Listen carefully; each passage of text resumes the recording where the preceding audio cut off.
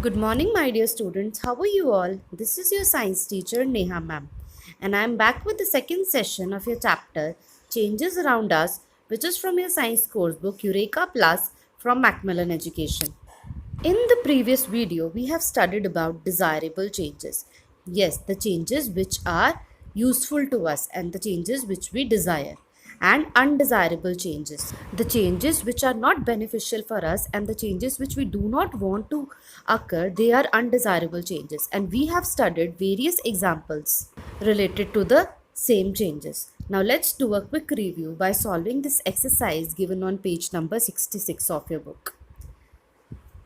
The first question is, we have to classify the changes whether they are desirable or undesirable. First part is water changing into vapor. Yes, water changing into vapor is desirable because the change is fruitful for us and the change is useful for us. Next part is a wooden chair being damaged by termite. Now, what are termites, children? Termites are a kind of insects which destroy wooden articles. Now, do we want that our wooden chair get damaged by termite? No, that means this is not a desirable change. So, the answer is undesirable. The third part is clotting of blood on a fresh wound. Whenever we get a wound on our body, after some time, blood clot is formed on the wound. Then what happens? The blood stops flowing from the same wound. So this blood clot basically stops the flow of blood from our wound. So this is good for us because our blood stops flowing after that. So it is a desirable change. The last part is microorganism decomposing animal waste. Now we all know that microorganism help in the decomposition of plant and animal waste, which can be further converted into any kind of manure. So it is also a desirable change. Now the next topic which we are going to start today is fast and slow changes, which is given on page number 66 of your book. The first change is fast change. Students, as the name suggests, fast. So the changes which occur in a very short time interval or in a very short period of time, they are called fast changes. So those changes which occur quickly, they come under the category of fast changes. For example, breaking of a ceramic mug. Whenever we accidentally drop a mug from our hand, it breaks immediately. That means the change comes in it very fast. So it is a fast change. For example, whenever we try to burn a matchsticks, it gets burned instantly. So it is also a fast change. Another example of a fast change is cutting of an apple into pieces. So I hope children you are clear. What do you mean by a fast change? Now I will make it more clear to you by showing you another example. I am burning a paper with the help of a matchstick. As you can see that the paper catches fire instantly and starts burning. So it took a very small period of time. So this is a fast change. The next change is slow change. So as the name suggests, the changes which are slow, that means the changes which take a longer time to take place are known as slow changes. So children, when you were born, at that time you were a small baby, right? And after that you started growing up and now you are a grown up kid. So have you changed into a grown up kid instantly when you were born?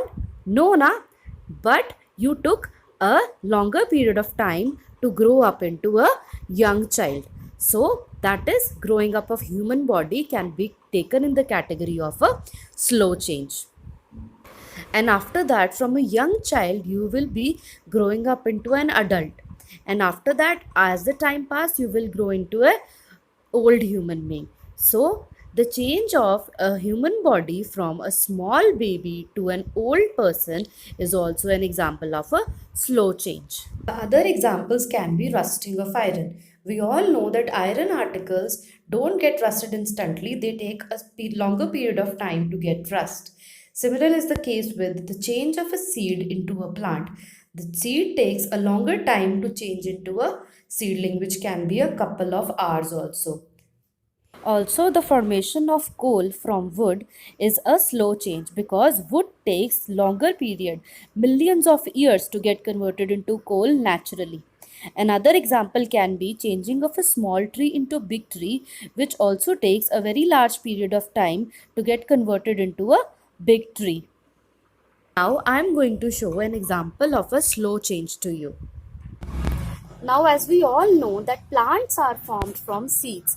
Now here you can see some seeds of green gram. I am going to sow them into the soil like this. But this is actually a slow change. The change of seed to plant is a slow change. When I will sow these seeds into the soil, it will take time to grow into a plant. Now I have sown these seeds like this. After few hours, I will observe that these seeds get sprouted to form small seedlings. Now this was also a slow change. That means it took few hours to get converted into a seedling. Now what if I want to convert it into a full plant? It will take longer period of time. That means the conversion of seed to plant is a slow change. So students, these were the topics for today. Now here I am attaching few in between questions from the same topic. You have to go through them, write down in your notebooks and revise them timely. Thank you.